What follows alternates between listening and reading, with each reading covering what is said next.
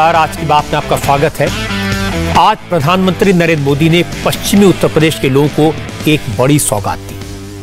मोदी ने आज जेवर में एशिया के सबसे बड़े एयरपोर्ट का शिलान्यास किया और जब मोदी ने यह गिनाया कि यह एयरपोर्ट कैसे यूपी की तकदीर बदल देगा, तो वहां पश्चिमी उत्तर प्रदेश के नोएडा, गाजियाबाद, अलीगढ़, बुलंदशहर, आगरा, मथुरा और मेरठ समेत कई जिलों से आए लाखों लोग मौजूद थे।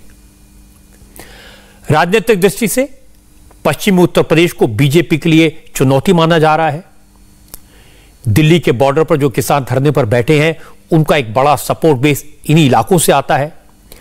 इसीलिए आज योगी आदित्यनाथ ने किसानों को बताया कि जेवर में एयरपोर्ट बनने से सबसे ज्यादा फायदा वेस्टर्न यूपी के किसानों को होगा। यह एयरपोर्ट वाकई में बहुत बड़ा होगा। मैंने इसकी डिटेल्स देखी हैं। 6000 हेक्टेयर से ज्यादा जमीन पर इसे बनाया जाएगा। इसे बनाने में करीब 30,000 करोड़ रुपए खर्च होंगे और जब एयरपोर्ट बन जाएगा तो पश्चिमी उत्तर प्रदेश के 1 लाख से ज्यादा लोगों को रोजगार मिलेगा। नरेंद्र मोदी ने कहा, यह इंटरनेशनल एयरपोर्ट पूरे पश्चिमी उत्तर प्रदेश को पूरी दुनिया से जोड़ेगा। मोदी ने याद दिलाया कि एयरपोर्ट बनाने का यह काम बहुत पहले हो जाना चाहिए था, लेकिन पहले की सरकारों ने यूपी को उसका हक नहीं लेने दिया। आजादी के 7 दशक बाद पहली बार उत्तर प्रदेश को वो मिलना शुरू हुआ है जिसका वो हमेशा से हकदार रहा है। आज उत्तर प्रदेश देश के सबसे कनेक्टेड क्षेत्र में परिवर्तित हो रहा है। आजादी के इतने सालों तक तो उत्तर प्रदेश को ताने सुनने के लिए मजबूर कर दिया गया था। कभी गरीबी के ताने, कभी जात पात की राजनीति के ताने, कभी हजारों करोड़ रुपयों के घोटालों के ताने, कभी खराब सड़कों के ताने, कभी उद्योगों के अभाव के ताने, कभी ठप पड़े विकास के ताने, कभी अपराधी माफिया और राजनीति के गठजोड़ के ताने। यूपी के कोटि कोटि सामर्थ्यवान लोगों का यही सवाल था कि क्या वाकई कभी यूपी की एक सकारात्मक छवि बन पाएगी कि नहीं बन पाएगी। पहले की सरकारों ने जिस उत्तर प्रदेश को अभाव और अंधकार में बनाए रखा, पहले की सरकारों ने जिस उत्तर प्रदेश को हमेशा झूठे सपने दिखाए, वही उत्तर प्रदेश आज राष्ट्रीय ही नहीं अंतर्राष्ट्रीय छाप छोड़ रहा है। मोदी की बात सुनते समय यह मत भूलिए कि उत्तर प्रदेश में चुनाव आने वाले हैं। नरेंद्र मोदी के एक एक वाक्य में कहां निशाना लगा, यह समझने की जरूरत है। और यह बात सही है कि नरेंद्र मोदी का काम करने का तरीका अलग है। वो कहते हैं, जिस प्रोजेक्ट की आधारशिला मैं रखता हूं उसका उद्घाटन भी करता हूं। 20 साल का रिकॉर्ड देखें जब से मोदी सरकार में है, तो इस बात को साबित भी करता है। मोदी प्रोजेक्ट शुरू करने से पहले उसके पूरा होने की तारीख तय कर लेते हैं और फिर उसी हिसाब से डेडलाइन बनाकर काम किया जाता है। इसीलिए आज मोदी ने कहा कि यूपी में पहले की सरकारें बिना किसी प्लान के चुनाव से पहले प्रोजेक्ट की आधारशिला रख देती थी और फिर नेता भूल जाते थे, लेकिन बीजेपी ऐसा नहीं करती और जेवर एयरपोर्ट का यह प्रोजेक्ट इसका सबूत है। शिलान्यास करने का फैसला तब हुआ जब सारा ग्राउंड वर्क कर लिया गया, जब यह तय हो गया कि अब प्रोजेक्ट टाइम पर पूरा हो जाएगा। हमारे देश में कुछ राजनीतिक दलों ने हमेशा अपने स्वार्थ को सर्वोपरि रखा है। इन लोगों की सोच रही है अपना स्वार्थ, सिर्फ अपना खुद का, परिवार का, या जहां रहते उस इलाके का, उसी को वो विकास मानते थे। जबकि हम नेशन फर्स्ट की भावना पर चलते हैं। यही हमारा मंत्र है। बीते कुछ हफ्तों में कुछ राजनीतिक दलों द्वारा किस तरह की राजनीति हुई, लेकिन भारत विकास के रास्ते से नहीं हटा। मोदी योगी भी अगर चाहते तो 2017 में सरकार बनते ही यहां आकर के भूमि पूजन कर देते, फोटो खिंचवा देते, अखबार में प्रेस नोट भी छप जाती। और अगर ऐसा हम करते तो पहले की सरकारों की आदत होने के कारण हम कुछ गलत कर रहे हैं ऐसा भी लोगों को नहीं लगता। पहले राजनीतिक लाभ के लिए आनन फानन में रेवड़ियों की तरह इंफ्रास्ट्रक्चर प्रोजेक्ट की घोषणाएं होती थी, कागजों पर लकीरें खींच दी जाती थी, लेकिन प्रोजेक्ट्स जमीन पर कैसे उतरेंगे, अड़चनों को दूर कैसे करेंगे, धन का प्रबंध कहां से करेंगे, इस पर विचार ही नहीं होता था।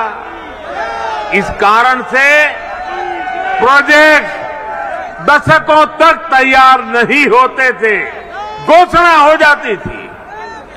प्रोजेक्ट की लागत कई गुना बढ़ जाती थी, फिर बहानेबाजी शुरू होती थी, देरी का ठिकरा दूसरों पर फोड़ने की कसरत होती थी। लेकिन हमने ऐसा नहीं किया, क्योंकि इंफ्रास्ट्रक्चर हमारे लिए राजनीति का नहीं बल्कि राष्ट्र नीति का हिस्सा है, भारत के उज्जवल भविष्य की एक जिम्मेवारी है। मोदी की इस बात के राजनीतिक मायने समझने की जरूरत है। नरेंद्र मोदी जानते हैं मायावती दावा कर सकती हैं, हो सकता है अखिलेश यादव भी दावा करें कि जेवर इंटरनेशनल एयरपोर्ट तो उनका प्रोजेक्ट था, इसके बारे में उन्होंने सोचा था, लेकिन अब बीजेपी अधूरे कामों को पूरा करके क्रेडिट ले रही है। मायावती ने तो आज कह भी दिया कि जेवर एयरपोर्ट का प्रोजेक्ट उन्होंने शुरू किया था, जमीन उन्होंने एक्वायर की थी, बीजेपी तो सिर्फ रैली कर रही है, चुनाव से पहले ढोल पीट रही है। मोदी जानते थे ये सवाल उठेगा, ऐसे दावे किए जाएंगे, इसलिए मोदी ने एडवांस में बता दिया ये सही है कि जेवर एयरपोर्ट का प्रोजेक्ट नया नहीं है, 20 साल पुराना है। इसका प्लान सबसे पहले उस वक्त बना था जब राजनाथ सिंह उत्तर प्रदेश के मुख्यमंत्री थे। इसके बाद मोदी ने यह भी बता दिया कि मायावती की सरकार आई, मुलायम सिंह यादव की सरकार आई और अखिलेश यादव की सरकार आई, लेकिन एयरपोर्ट की एक ईंट भी नहीं रख पाई, क्योंकि कभी राज्य सरकार ने ढिलाई की तो कभी केंद्र सरकार की, जो कांग्रेस की सरकार थी, उसने अड़ंगा लगा दिया। मोदी ने कहा क्योंकि यूपी में डबल इंजन की सरकार है, इसलिए अब तेजी से काम हो रहा है और एयरपोर्ट वक्त पर बनकर तैयार हो जाएगा। यूपी में और केंद्र में पहले जो सरकारें रही, उन्होंने कैसे पश्चिमी उत्तर प्रदेश के विकास को नजरअंदाज किया, उसका एक उदाहरण ये जेवर एयरपोर्ट भी है।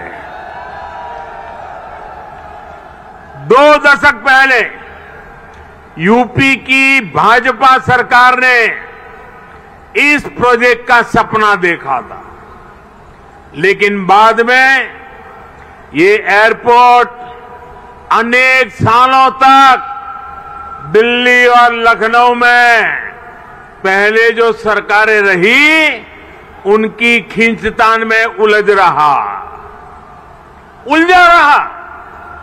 यूपी में पहले जो सरकार थी उसने तो बकायदा चिट्ठी लिखकर तब की केंद्र सरकार को कह दिया था इस एयरपोर्ट के प्रोजेक्ट को बंद कर दिया जाए, अब डबल इंजन की सरकार के प्रयासों से आज हम उसी एयरपोर्ट के भूमि पूजन के साक्षी बन रहे हैं।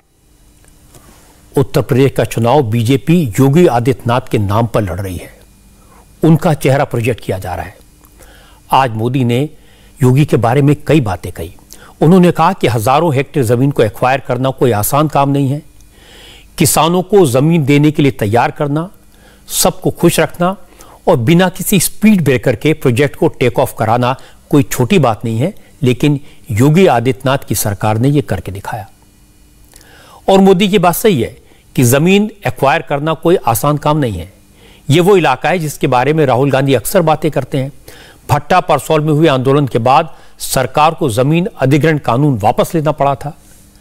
इसके बाद सरकार ने जमीन एक्वायर करने वाले कानून में बदलाव किए और उसके बाद किसानों ने एयरपोर्ट को जमीन दे दी, खुशी खुशी दी। बदले में सरकार ने उम्मीद से ज्यादा मुआवजा दिया।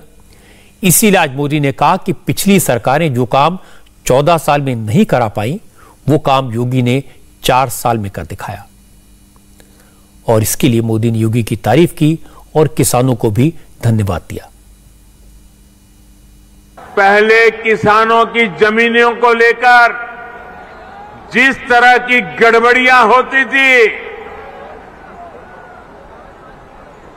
उसे वो भी प्रोजेक्ट की देरी में बहुत बड़ा रोड़ा बन जाती थी। यही आसपास पहले की सरकारों के दौरान अनेक ऐसे प्रोजेक्ट हैं जिनके लिए किसानों से जमीन तो ली गई, लेकिन उनमें या तो मुआवजे से जुड़ी समस्याएं रही या फिर सालों साल वो जमीन बेकार पड़ी है।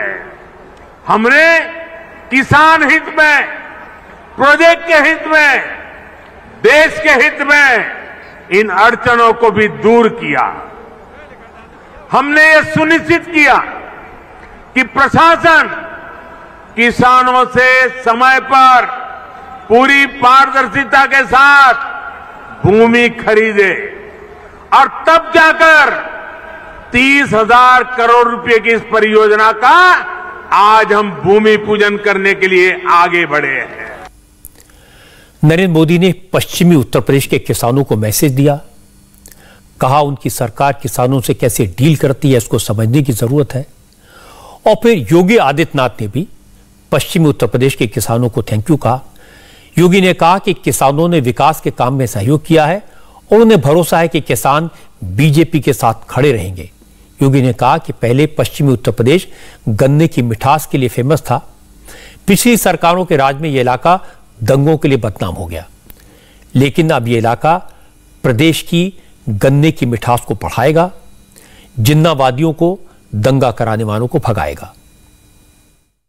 ये बहुप्रतीक्षित क्षण पश्चिमी उत्तर प्रदेश के लिए अत्यंत महत्वपूर्ण है और इसलिए महत्वपूर्ण है यहां के किसानों ने कभी किसी कालखंड में यहां की गन्ना की मिठास को आगे बढ़ाने का प्रयास किया था, लेकिन भाइयों बहनों, गन्ने की मिठास को कुछ लोगों ने कड़वाहट में बदल करके यहां पर दंगों की एक जो श्रृंखला खड़ी की थी, आज ये देश के अंदर एक नया द्वंद्व बना है कि देश गन्ने की मिठास को एक नई उड़ान देगा या जिन्ना के अनुयायियों से फिर दंगा करवाने की शरारत करवाएगा।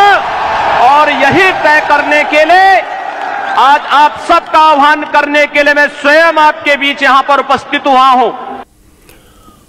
मोदी ने योगी की कुशलता और योगी के काम करने की शक्ति की बात की और योगी ने नरेंद्र मोदी के मार्गदर्शन की बात की। लेकिन योगी और मोदी की केमिस्ट्री कैसी है, यह राजनाथ सिंह ने बड़े इंटरेस्टिंग तरीके से आज बताया। जिस वक्त जेवर में प्रधानमंत्री नरेंद्र मोदी एयरपोर्ट का शिलान्यास कर रहे थे, योगी आदित्यनाथ की तारीफ कर रहे थे, उस वक्त राजनाथ सिंह सीतापुर में बीजेपी के बूथ प्रेसिडेंट को एड्रेस कर रहे थे और इस मौके पर उन्होंने प्रधानमंत्री मोदी और मुख्यमंत्री योगी की एक तस्वीर का जिक्र किया। ये वो फोटो है जिसमें नरेंद्र मोदी योगी आदित्यनाथ के कंधे पर हाथ रखकर उनसे बात करते दिखाई दे रहे हैं। लखनऊ के राजभवन में खींची गई इस तस्वीर की खूब चर्चा हुई। ये तस्वीर खूब वायरल भी हुई। अब लोग जानना चाहते हैं कि आखिर मोदी योगी से क्या कह रहे थे। इस सवाल का जवाब आज राजनाथ सिंह ने दिया और वो जवाब सुनने लायक है। मैंने कहा है योगी जी को, योगी जी एक तेज तर्रार बैट्समैन की तरह, क्रिकेट का जो खिलाड़ी है उस तेज तर्रार खिलाड़ी की तरह बैटिंग कर रहे हैं, बैटिंग करते जाइए।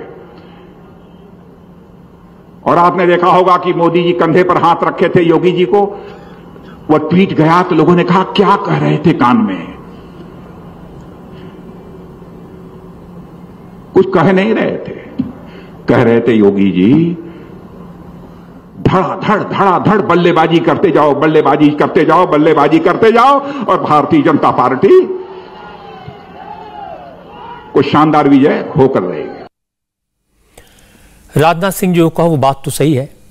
योगी आदित्यनाथ आजकल T20 के बैटर की तरह बल्लेबाजी कर रहे हैं, लगातार चौके छक्के मार रहे हैं और उनको नरेंद्र मोदी से लगातार शाबाशी भी मिल रही है।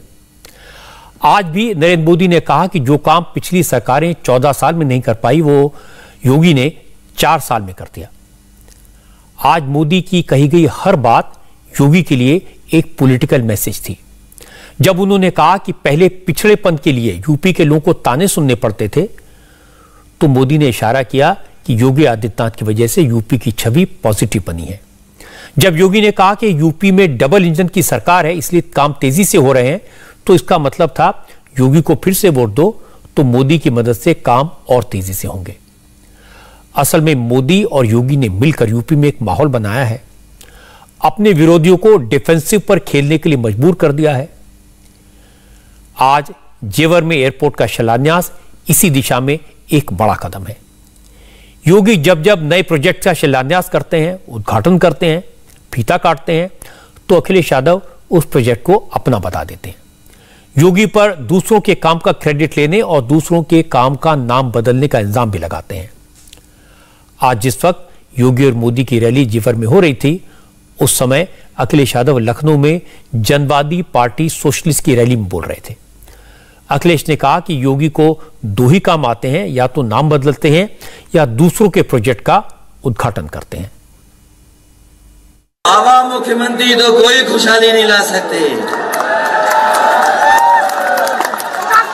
बताओ बाबा मुख्यमंत्री ने कौन सा बड़ा काम कर दिया? अभी भी अपने शिलान्यास किए हुए काम का उद्घाटन नहीं कर पाए। कोई बड़े काम का उद्घाटन किया हो तो बताओ हमें। जब से बाबा मुख्यमंत्री जी आए उत्तर प्रदेश को बर्बाद कर दिया है, उत्तर प्रदेश पीछे कर दिया। ये तो हम लोग सब जानते हैं, हारने वाले ही लोग दूसरों का नाम लेते हैं। ये हारने जा रहे लोग हैं और इन्होंने जो जो वादा किया अभी भी पूरा नहीं कर पाए हैं। कोई वादा बड़ा पूरा किया हो तो बता दो। इस सरकार का केवल एक ही काम है, नाम बदल देना, और अभी भी नाम बदल रहे हैं। जब सरकार जाने वाली है तब भी नाम बदल रहे हैं। और इस बार जनता ने ठान लिया है कि इस नाम बदलने वालों को बदल देंगे। जिन्होंने नाम बदले वही बदलने जा रहे हैं।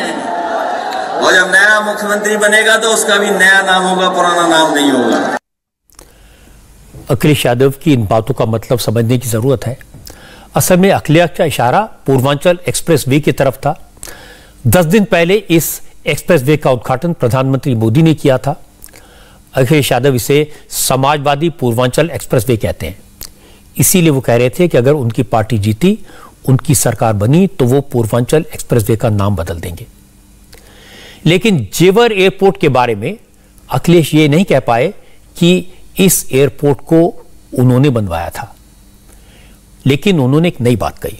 उन्होंने कहा कि मोदी सरकार बेचने के लिए एयरपोर्ट बनवा रही है और बनाने के बाद जेवर एयरपोर्ट को बेच देगी। कौन भरोसा करेगा इन पर? ये सरकार का हवाई अड्डा बिक गया, सरकार एक हवाई अड्डा बना रही है और ये हवाई अड्डा किस लिए बन रहा है उसका गणित मुझे समझ में नहीं आता। जब मैंने जानकारी हासिल करने की कोशिश की, मुझे वो समय याद आया जब भारतीय जनता पार्टी के लोगों ने कहा था कि ये गरीब हवाई चप्पल पे चलने वाला हवाई जहाज पे चलेगा।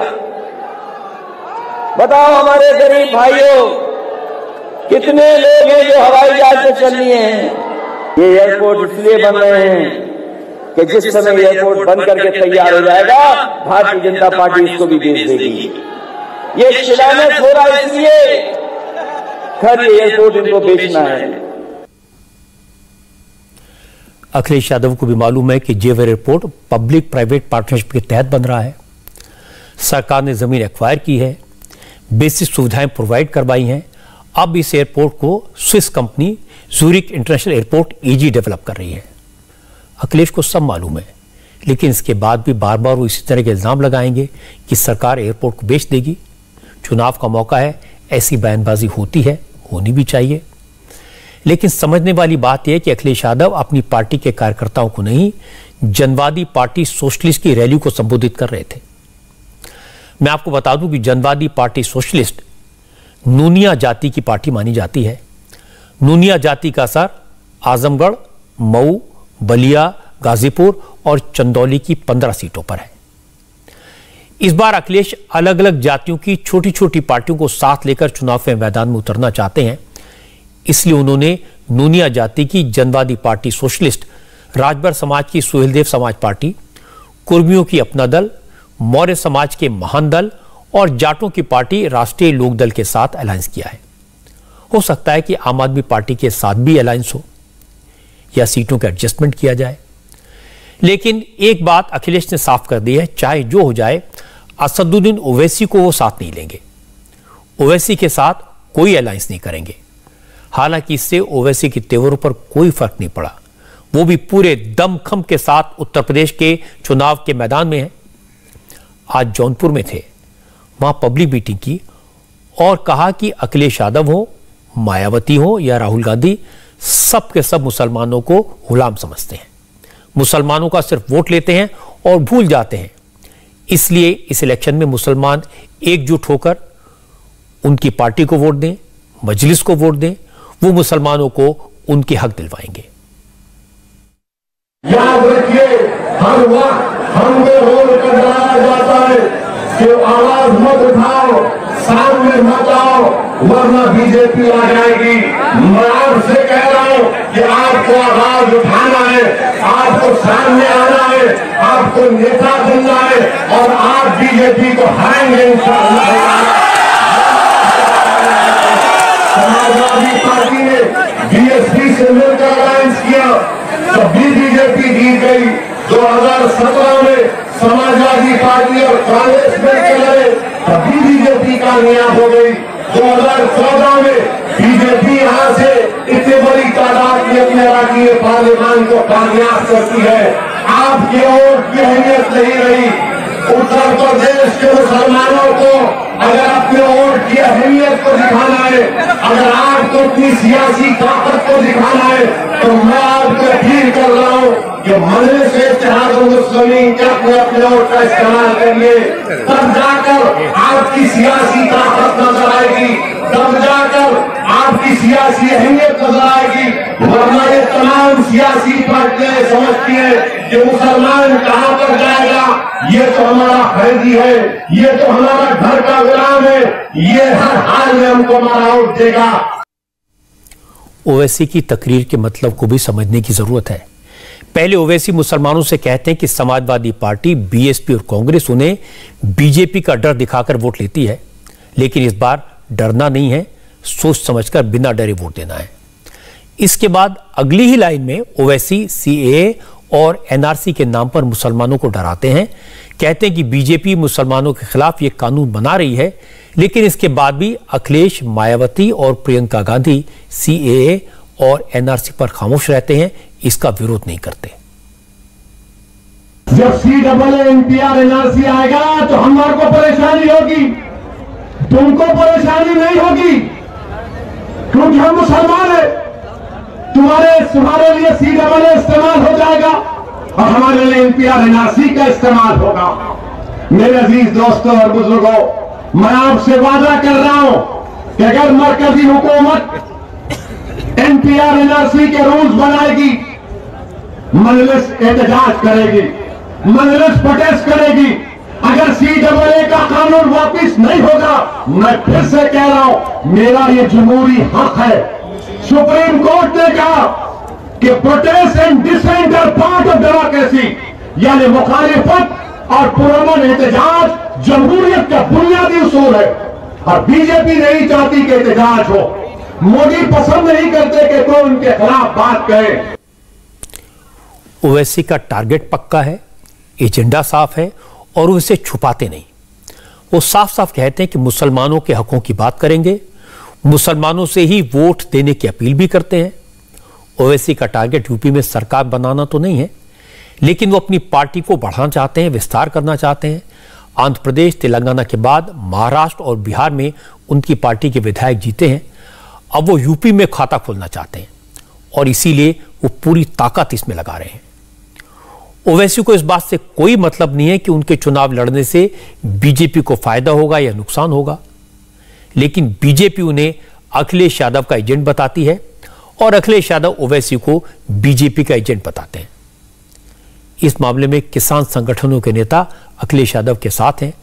राकेश टिकैत भी हर जगह घूम घूम कर यह कह रहे हैं कि ओवैसी के चक्कर में मत पड़ना, ओवैसी बीजेपी को फायदा पहुंचाने के लिए यूपी में आए हैं। आज ओवैसी हैदराबाद से जौनपुर आए थे, तो राकेश टिकैत आज उत्तर प्रदेश से हैदराबाद पहुंच गए। राकेश टिकैत ने हैदराबाद के लोगों से कहा कि ओवैसी को हैदराबाद में ही रोकिए, वो यूपी में जाकर मुसलमानों को डरा रहे हैं, बीजेपी की मदद कर रहे हैं। एक आपके यहां का बेलगाम नात वाला सांड जो आपने छोड़ दिया, बीजेपी की मदद करता घूम रहा है, उसको यहीं बांध कर रखो। वो देश में सबसे बड़ी बीजेपी की मदद करता है, उसको यहां से बाहर मत जाने दो। वो बोलता कुछ और है, उसका मकसद कुछ और है। उसकी जांच कर लेना, उसको बांध कर यहीं रखो, उसको हैदराबाद और तेलंगाना से बाहर मत जाने दो। वो वहां पर जाएगा तो बीजेपी की मदद करता है, ये पूरे देश को पता है। उनको बांध कर रखो, यहां बेलगाम सांड है, बयान कुछ और देगा। वो तोड़ फोड़ के काम करते हैं, ए और बी टीम है दोनों, सब देश की जनता जानती है उनको। राकेश टिकैत का एजेंडा भी साफ है। वो अब घूम घूम पर बीजेपी के खिलाफ माहौल बनाने की कोशिश कर रहे हैं। जहां जाते हैं सियासी बात करते हैं। वो संयुक्त किसान मोर्चे के नेता की तरह कम, विरोधी दल के नेता के तौर पर ज्यादा बात करते हैं। कल लखनऊ में थे, आज हैदराबाद में, कल दिल्ली में होंगे, परसों मुंबई में होंगे, फिर लखीमपुर खीरी जाएंगे और जहां भी जाएंगे एक ही बात कहेंगे, बीजेपी को वोट मत दो, बीजेपी को हराओ, बीजेपी किसान विरोधी है। कल दिल्ली में इसी तरह का भाषण आपको सुनाई देगा। कल दिल्ली से किसान संगठनों के कई नेता अपने सियासी सपनों को पूरा करने की कोशिश शुरू करेंगे। राकेश टिकैत यूपी का रास्ता पकड़ेंगे और गुरनाम सिंह चढ़ूनी पंजाब की तरफ बढ़ेंगे। राकेश टिकैत ने तो ऐलान किया वो खुद चुनाव नहीं लड़ेंगे, कोई पार्टी नहीं बनाएंगे, किसी को चुनाव नहीं लड़वाएंगे। लेकिन गुरनाम सिंह चढ़ूनी ने साफ साफ कहा है वो अपनी पार्टी बनाएंगे, अपनी पार्टी के चुनाव निशान पर पूरे पंजाब में लोगों को इलेक्शन लड़वाएंगे। चढ़ूनी कल दिल्ली में अपनी सियासी ताकत का मुजाहरा करेंगे। कल दिल्ली में किसान आंदोलन का 1 साल पूरा हो रहा है, इसलिए संयुक्त किसान मोर्चे ने दिल्ली चलो की कॉल दी है। पंजाब से 1000 ट्रैक्टर ट्रॉली दिल्ली लाए जा रहे हैं। पिछले साल किसान संगठन कृषि कानूनों को रद्द करने की मांग को लेकर दिल्ली पहुंचे थे, अब कानून वापस हो गए। अब किसान संगठनों का कहना है कि जब तक एमएसपी की गारंटी का कानून लागू नहीं होता तब तक दिल्ली से वापस नहीं जाएंगे। कितने लोग हैं जो दिल्ली जा रहे हैं? ਅਸੀਂ ਹੁਣ 10 ਜਣੇ ਹੈ ਜੀ ਇਸ ਟਾਈਮ ਤੇ, ਲੇਕਿਨ ਪਿੱਛੇ ਬਹੁਤ ਆ ਰਹੇ ਹੋ, ਅੱਗੇ ਵੀ ਜਾ ਰਹੇ ਆ, ਲੱਖਾਂ ਦੀ ਗਿਣਤੀ ਵਿੱਚ ਜਾ ਰਹੇ ਆ ਜੀ ਲੋਕ। ਕੱਲ 26 ਤਰੀਕ ਦਾ ਪ੍ਰੋਗਰਾਮ ਉੱਥੇ यूनियन ਦੀ ਕਾਲ ਦਿੱਤੀ ਹੋਈ ਸੰਯੁਕਤ ਮੋਰਚੇ ਦੀ, ਉਹਦੇ ਲਈ ਜਾ ਰਹੇ हैं जी। तो आप क्या पहले तैयारी के लिए जा रहे हैं क्या? नहीं, पहले वो तैयारी तो पहले की है, तैयारी तो साल भर। आपके साथ और भी लोग कह रहे हैं कि हम, हाँ वो भी आ रहे हैं, मगर आ रहे हैं लोग। अच्छा, हम वो हैं जाकर प्रबंध करेंगे, वो भी मगर आ रहे हैं, वही प्रबंध करने के लिए। हाँ जी, हाँ जी, वो भी आ रहे हैं, बहुत लोग आ रहे हैं। मगर कल कैबिनेट में मंजूरी मिल गई है, लिखित में कानून बनेंगे तो आ जाएंगे वापस। क्या है, पहले भी तो साल हो गया बैठे नू, अब बैठ जाएंगे ताकत। जब लिख देगा कानून हो जाएगा, राष्ट्रपति की मोहर लग जाएगी तो वापस आ जाएंगे। पार्लियामेंट में पास होगा तो उसके बाद आ जाएंगे। लंगर तो सिखों के चल ही रहे हैं वहाँ पे जी, तो खाने पीने की तो हमें यहाँ से सामान लेकर जाने की कोई जरूरत नहीं।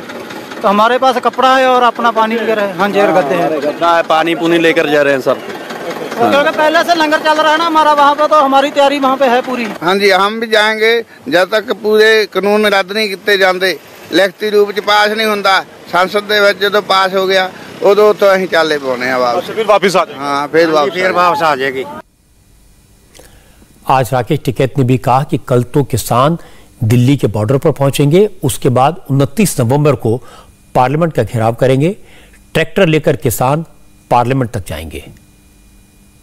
26 तारीख को हमारा हर मोर्चे पे हमारा प्रोग्राम है, देश की राजधानियों पे प्रोग्राम हमारा प्रदर्शन रहेगा।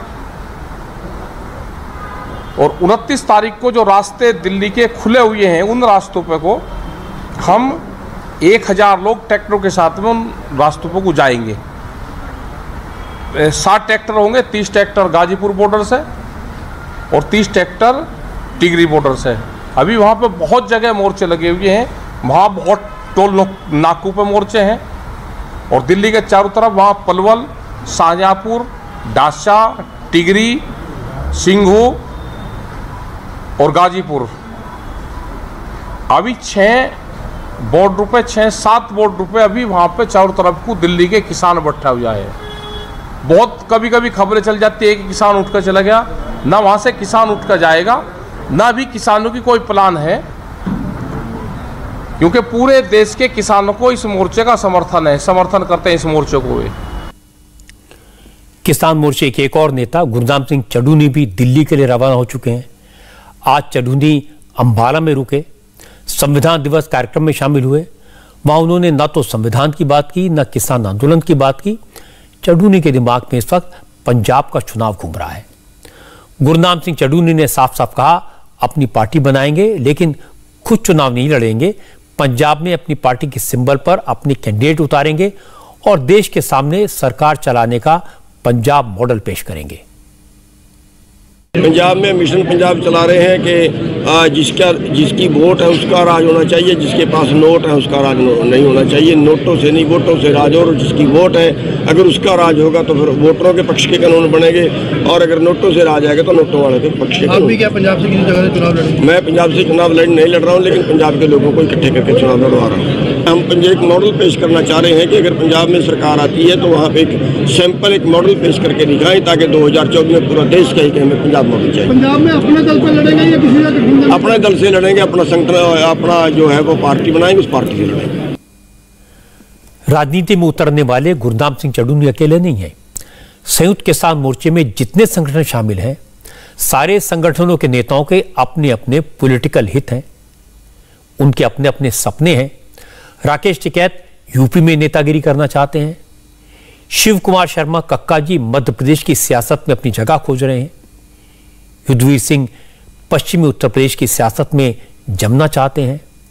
गुरनाम सिंह चड्ढूनी का संगठन हरियाणा का है, लेकिन अब चड्ढूनी पंजाब की सियासत में हाथ आजमाना चाहते हैं, पंजाब में किंग मेकर बनना चाहते हैं। लेकिन एक मुश्किल है, पंजाब में ऐसे बहुत सारे नेता हैं जो किंग मेकर बनना चाहते हैं, चड्ढूनी अकेले नहीं है। और बहुत सारे नेता ऐसे हैं जो किंग बनना चाहते हैं। नवजोत सिंह सिद्धू अकेले ऐसे नेता हैं जो खुद को फिलहाल किंग मेकर समझते हैं और चुनाव के बाद किंग बनना चाहते हैं। उनका सपना मुख्यमंत्री बनने का है। पंजाब में कांग्रेस की यह बड़ी मुश्किल है। पहले सिद्धू कैप्टन अमरिंदर सिंह के खिलाफ जंग का ऐलान करते थे, अब चीफ मिनिस्टर चरणजीत सिंह चन्नी को चैलेंज कर रहे हैं। आज सिद्धू ने ऐलान कर दिया कि अगर चरणजीत सिंह चन्नी पंजाब में चल रहे ड्रग्स रैकेट और बेअदबी के मामले की जांच की रिपोर्ट पब्लिक नहीं करेंगे तो वो अनशन पर बैठ जाएंगे। कि 2 महीने पहले जो सरकार बनी की कह के बनी सी दसो, और रिपोर्ट ਲੱਖਾਂ ਮਾਵਾਂ ਰੋਜੀਆਂ, ਲੱਖਾਂ ਨੌਜਵਾਨ ਸਰੀਆਂ ਲਾਲਾ ਮੁਰਗੇ। ਤੇ ਮੈਂ ਅੱਜ ਤੁਹਾਨੂੰ ਕਹਿਣਾ, ਜੇ ਇਹ ਰਿਪੋਰਟ ਨਾ ਖੋਲੀ ਪੰਜਾਬ ਸਰਕਾਰ ਨੇ ਤੇ ਨਵਜੋਤ ਸਿੰਘ ਸਿੱਧੂ ਆਪਣੀ ਦੇਹੀ ਦਾਅ ਦੇ ਉੱਤੇ ਲਾਓ, ਮਰਨ ਵਰਤ ਦੇ ਉੱਤੇ ਜਾਓ। कहता ਤੁਹਾਨੂੰ ਜਿੱਥੇ ਬੇਅਦਬੀ ਹੋਈ ਸੀ, ਅਗਰ ਇਹ ਰਿਪੋਰਟ ਖੋਲੀ ਨਾ ਗਈ, ਕਿਉਂਕਿ ਕਾਨੂੰਨ ਕਹਿੰਦਾ, ਕਿਉਂਕਿ ਕੋਰਟ ਕਹਿੰਦਾ ਔਰ ਕੋਰਟ ਦੀਆਂ ਹਦਾਇਤਾਂ ਨੇ ਕਿ ਖੋਲੋ ਰਿਪੋਰਟ, ਕੌਣ ਰੋਕਦਾ ਤੁਹਾਨੂੰ ਐਕਸ਼ਨ ਲੈਣ ਤੋਂ? ਖੋਲੋ ਔਰ ਅੰਦਰ ਦਿਓ ਜਿਨ੍ਹਾਂ ਲੋਕਾਂ ਨੇ ਇਹ ਬੇਅਦਬੀਆਂ ਕੀਤੀਆਂ। ਤੇ ਫਿਰ ਕਿਉਂ ਨਹੀਂ ਖੁੱਲਦੀ ਰਿਪੋर्ट? क्यों नहीं खुलती रिपोर्ट? क्योंकि मैं प्रधान हाँ, मेरे को ऑर्गेनाइजेशन है, एडमिनिस्ट्रेटिव ताकत नहीं, लेकिन फिर भी चंदी कह के गया कि पार्टी की हदायत से चलता सारा कुछ। बागे पुराने की इस धरती के उत्ते नवजोत सिंह सिद्धू ऐलान करता और अपनी नेक मां का दुध पी के ऐलान करता, जे रिपोर्ट ना खिली तो सिद्धू अपनी देही दाह के उत्ते लाएगा।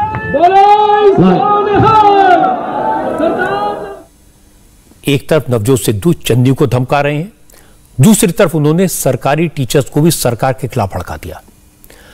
अब चन्नी जहां जहां जाते हैं वहां उनकी सभा में टीचर्स विरोध करते हैं। आज फिरोजपुर में यही हुआ। मुख्यमंत्री की रैली में टीचर्स, टीचर यूनियन और आंगनबाड़ी वर्कर्स ने सरकार के खिलाफ जबरदस्त नारेबाजी की। इन लोगों की मांग है कि उनकी सैलरी बढ़ाई जाए, उनकी नौकरी परमानेंट की जाए। बाद में पुलिस ने इन लोगों को बाहर निकाला। फिरोजपुर में पुलिस की सख्ती के बाद एक प्रोग्राम तो हो गया, लेकिन एक दूसरे कार्यक्रम में विरोध के कारण चीफ मिनिस्टर चन्नी को बिना फीता काटे लौटना पड़ा और इसके बाद मोहाली में भी चन्नी का विरोध हुआ।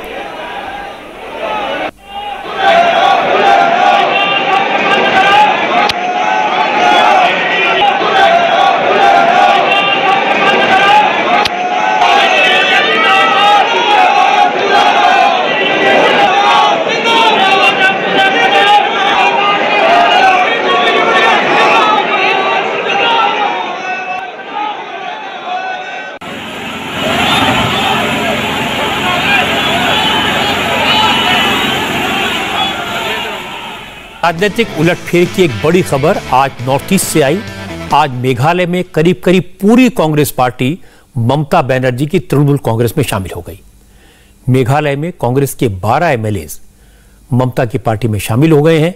अब मेघालय में कांग्रेस की जगह Trinamool Congress main opposition party बन गई है। कांग्रेस के मेघालय में कुल 17 विधायक थे, लेकिन पूर्व मुख्यमंत्री मुकुल संगमा की लीडरशिप में 12 विधायकों ने पाला बदल लिया। मुकुल संगमा ने कहा कि कांग्रेस की विचारधारा ठीक है, लेकिन सिर्फ विचारधारा से काम नहीं चलता। लड़ाई लड़ने के लिए ताकत चाहिए, लीडरशिप चाहिए, वो तृणमूल कांग्रेस के पास है, इसलिए उन्होंने पार्टी बदली है। हमने रीजन बताया। आप देश में क्या हो रहा है आपका नज़र में है, मेरा नज़र में है। मेरा स्टेट में क्या हो रहा है आपका नज़र में है, मेरा नज़र में है। अगर हम कमज़ोर होते रहेगा तो लड़ेंगे कैसे? इसीलिए अगर कमज़ोर हो रहे हैं तो हम ये कमजोरी से हम कैसे फिर अपना ताकत से जनता के लिए, देश के लिए अपना दिल से, प्राण से, मन से हम अपना कर्तव्य निभाएंगे। ये ढूंढते ढूंढते यहाँ तक आया। अगर यहाँ पे नहीं हो रहा है आपका, अगर सिचुएशन नहीं हो रहा तो थोड़ा हटना पड़ता है। तो मैंने हटा है क्योंकि यहाँ पे खड़ा होके मैं अच्छा से अपना जो कर्तव्य है वो अच्छा से निभाना सकेगा। सही से सिर्फ चिंताधारा, वो विचारधारा लेके बैठने से नहीं होगा। उसको पूर्ण करने के लिए आपको लड़ना भी पड़ेगा यार। बैठ के खाना नहीं सकते भाई, लड़ना पड़ेगा। लड़ने वाला का साथ जुड़ना है। अगर बैठ के खाना है तो बैठ के रहूंगा, ये बैठने वाला नहीं हूं मैं। मुकुल संगमा ने तो साफ साफ बता दिया उन्होंने कांग्रेस क्यों छोड़ी, लेकिन कांग्रेस के नेता ये समझने को तैयार नहीं है। अधीर रंजन चौधरी ने तो आरोप लगा दिया कि ममता बनर्जी पैसे की ताकत से कांग्रेस के नेताओं को तोड़ने में लगी हैं। अच्छा किया। बात यह है कि जो हमारे पार्टी से जहां जहां गए हैं, ये रमता जोगी का तो कोई कमी नहीं है हिंदुस्तान की सियासत में। कुछ रमता जोगी गए हैं, हो गया। मेघालय में हमारे पार्टी के नेता फेलेरो जी, जिन्होंने टीएमसी में शामिल हुई, कुछ दिन पहले वो प्रभारी थे। पिछले चुनाव में टिकट की बंटवारे उनके हाथों से हुई। आपने चुनिंदा लोगों को टिकट भी दिए हैं। कांग्रेस के कुछ एमएलए कह रहे हैं ऑपरेशन पहले से चल रहा था। नहीं, अभी नहीं, जब से वो शामिल हुई टीएमसी में तब से ऑपरेशन जारी है, क्योंकि ये पहले की हमारी इन्फॉर्मेशन थी। ये इन्फॉर्मेशन पार्टी का भी थी।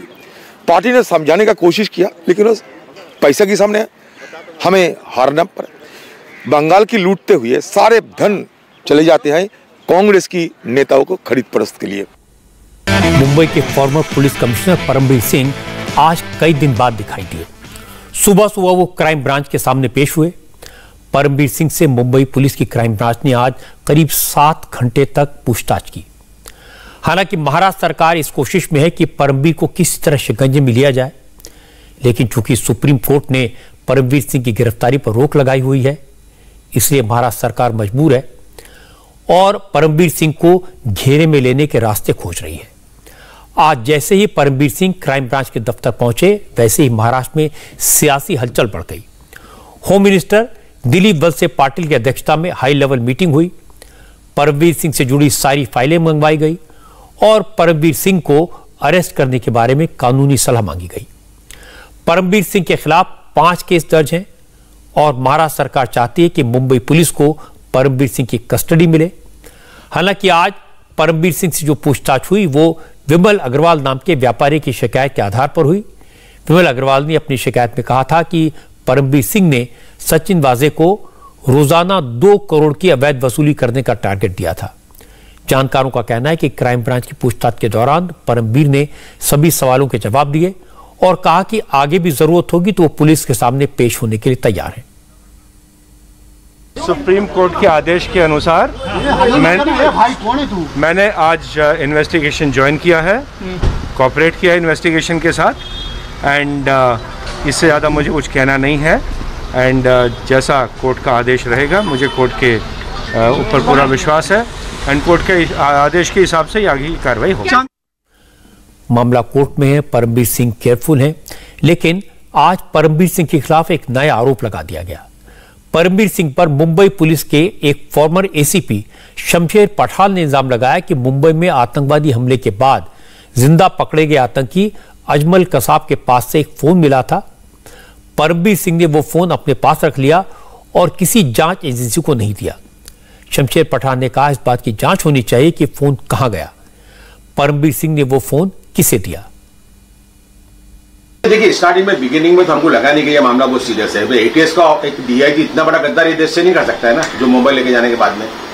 तो उस टाइम पे था कि मुंबई लेके गया, तो वो डेफिनेटली इंक्वायरी करेंगे एटीएस वाले। एटीएस पे शक कैसा कर सकते हैं, लेकिन बाद में रिसेंटली अभी जब हमने इंक्वायरी की वो मोबाइल का क्या हुआ था, तो बोले मोबाइल तो उससे आज तक के दिया नहीं। समझे ना, अभी जब इसका जब भ्रष्ट नेचर जब बाहर निकला, ये आदमी पैसे के लिए कुछ भी कर सकता था ना, इसने पैसा बहुत कुछ से बनाया ऐसे करके।